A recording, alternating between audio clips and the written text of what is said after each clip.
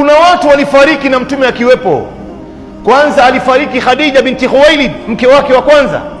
Hakuna siku mtume alilia kwa uchungu ya kumpoteza mtu duniani hapa kama alivyolia wakati Khadija alipofariki.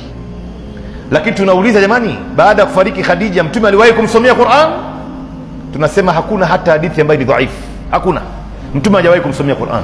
Akafariki ammi yake Hamza ibn Abdul Muttalib katika vita vya Uhud, mtume aliwahi kumsomea Qur'an? Tunasema hakuna, mtume hajawahi kumsomea Qur'an.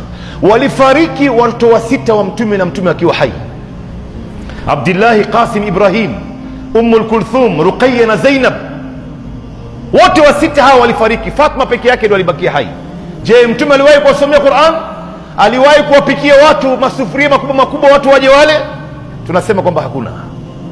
Kwa hivyo Qur'ani hasomewi maiti, wala mtume mwenyewe alipofariki maswahaba ridwanullah alaihim hawakumsomea Qur'an, hawakumsomea Qur'an.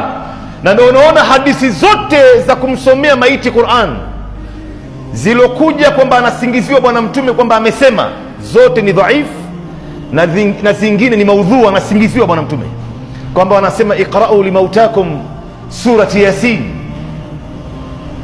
msomeeni mtarajiwa wa kufa kwenu surati Yasin. Hii hadithi si sahihi, kwamba unapomwona mtu yuko katika sakaratil maut basi wewe msomee surati Yasin.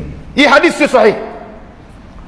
Mtume anasema laqinu mautakum la ilaha illa Allah, mfanyeni talqini huyu bado anataka kuondoka duniani, mwambieni la ilaha illa Allah.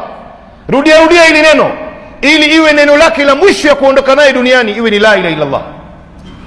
Na mtume anasema man kana akhiru kalamihi la ilaha illa Allah dakhala aljanna, mtu yoyote ambaye maneno yake ya mwisho itakuwa ni la ilaha illa Allah, kuondoka hapa duniani, huyu anakwenda peponi.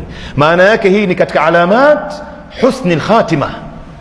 Wanasema kwamba likulli shay'in qalban wa qalbu alquran surati Yasin, kila kitu kina moyo na moyo wa Qur'an ni surati Yasin. Hii ni hadithi maudhu, anasingiziwa mtume, hakuna hadithi kama hii. Kwa hivyo tunasema kwamba kulingana na dalili zote ambazo zipo ndani ya Qur'an na sunna ya bwana mtume, maiti hasomewi Qur'an. Qur'ani inasomewa watu ambao wako hai, na Mwenyezi Mungu ameyathibitisha haya ndani ya Qur'ani katika surati Yasin, akasema liyundhira man kana hayyan wa yahiqqa alqawlu ala alkafirin. Qur'ani imeletwa ili kuwaonya watu ambao wako hai, sio mtu ashakufa.